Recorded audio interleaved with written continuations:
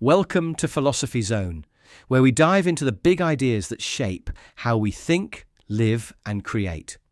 Today, we're exploring the work of Jürgen Habermas, one of the most influential philosophers of the 20th century, and his take on myth and art. Now, don't worry if you've never heard of Habermas, or if philosophy feels a bit intimidating. We're going to unpack this together in a way that's clear, engaging, and I hope a little inspiring. So grab a coffee, settle in, and let's talk about how myths and art connect us to the world and to each other. Jürgen Habermas is a German thinker who spent his career wrestling with how humans communicate and build societies.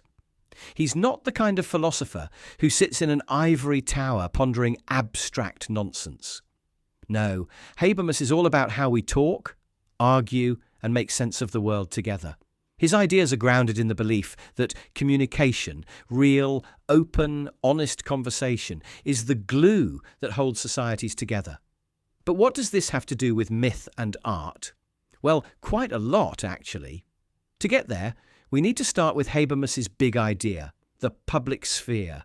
Imagine a bustling marketplace of ideas, where people come together to debate, share stories, and figure out what's true or good. That's the public sphere, a concept Habermas developed to describe a space, real or virtual, where we hash out our collective values. It's not just about politics or policy, it's about culture, stories, and the things that make us human. For Habermas, this sphere is where we create meaning, and myth and art are crucial to that process. They're not just decorations or entertainment, they're ways we make sense of the world. Let's start with myth. When we hear myth, we might think of ancient stories about gods and heroes like Zeus throwing lightning bolts or Odysseus outsmarting the Cyclops. But for Habermas, myths aren't just old tales. They're a kind of primal language, a way humans have always tried to explain the unexplainable. Things like why we're here, what happens when we die, or why the world feels so chaotic sometimes. Myths, in his view, are an early form of what he calls communicative rationality. That's a fancy term, but it just means using reason and dialogue to understand the world together. Think about it.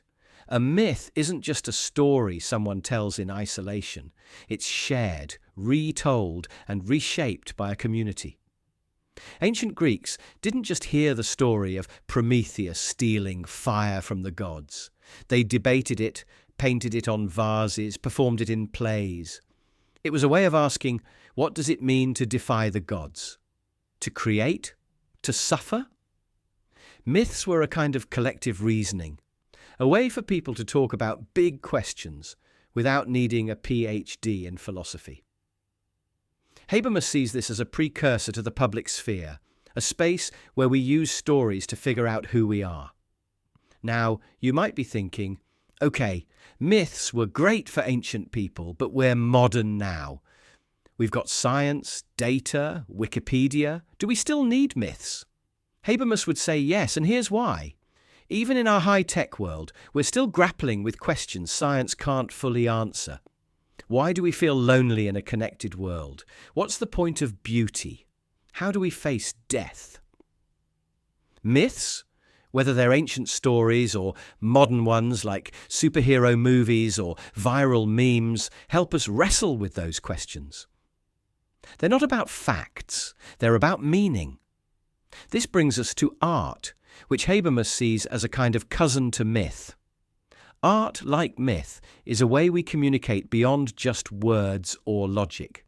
It's what he calls an expressive form of communication. When you stand in front of a painting, like, say, Van Gogh's Starry Night, with its swirling skies and glowing stars, you're not just looking at paint on canvas, you're feeling something, maybe awe, maybe melancholy. That painting is speaking to you, not in sentences, but in a language of colour, shape, and emotion. For Habermas, art does something special. It opens up a space where we can experience the world differently, where we can question, dream, and connect. Here's where it gets really interesting. Habermas thinks art and myth aren't just personal experiences, they're social. They're part of that public sphere I mentioned earlier. When we talk about a painting, a novel, or even a viral trend, we're not just sharing opinions, we're building a shared world. Think about how people react to a new movie like Dune or Barbie. Social media lights up with hot takes, reviews, and memes. People argue about what the film means, whether it's good or bad, and what it says about our culture. That's the public sphere in action. A messy, vibrant conversation where art becomes a way to negotiate who we are. Nevertheless, Habermas isn't all rosy about this. He's worried that in our modern world, the public sphere is under threat. Back in the day, people gathered in coffee houses or town squares to talk about art, politics, and life. Today, our conversations are often shaped by algorithms, clickbait, and corporate interests. Habermas calls this the colonization of the public sphere, where money and power drown out genuine dialogue. Art gets turned into a product. Think blockbuster movies churned out for profit, not meaning. Myths get flattened into propaganda or nostalgia. The space for real, open-ended conversation shrinks. This is where Habermas's ideas about myth and art get urgent. He thinks they can fight back against that colonization. Art, at its best, doesn't just sell you something, it challenges you. It makes you think, feel, and question. A great novel or a powerful sculpture can jolt us out of our routines and remind us what's at stake. Myths, too, can ground us in shared stories that resist being co-opted by advertisers or politicians. They remind us of deeper truths about hope, struggle, or the human condition that can't be reduced to a hashtag. Let's take an example. Consider a piece of street art, like one of Banksy's murals.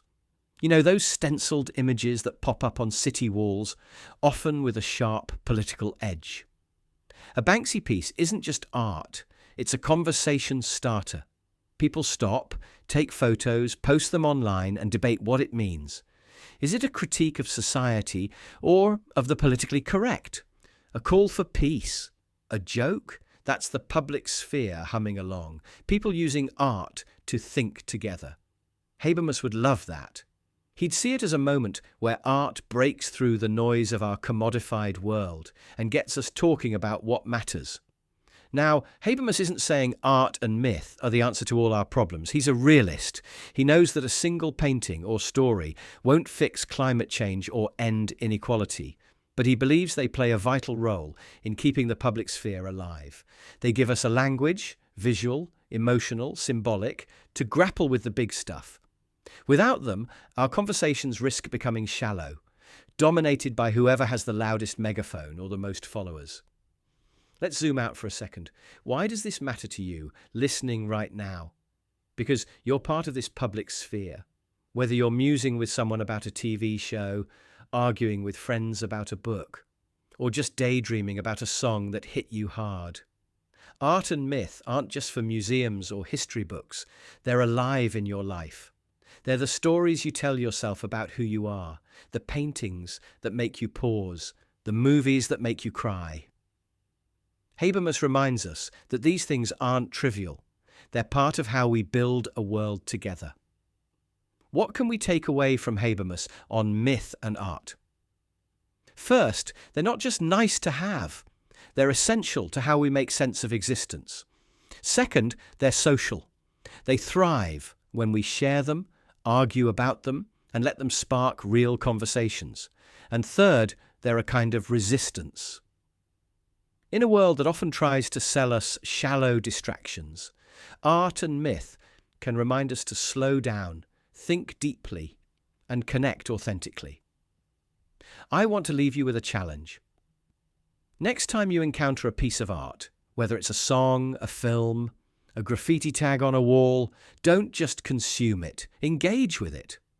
Ask yourself, what's it saying? How does it make me feel? What conversation is it starting? And if you're feeling bold, share it with someone. Start a debate. That's the public sphere in action, and it's where Habermas's ideas come alive. Thanks for joining me in the Philosophy Zone. If you enjoyed this dive into Habermas myth and art, share it with a friend, and let's keep the conversation going.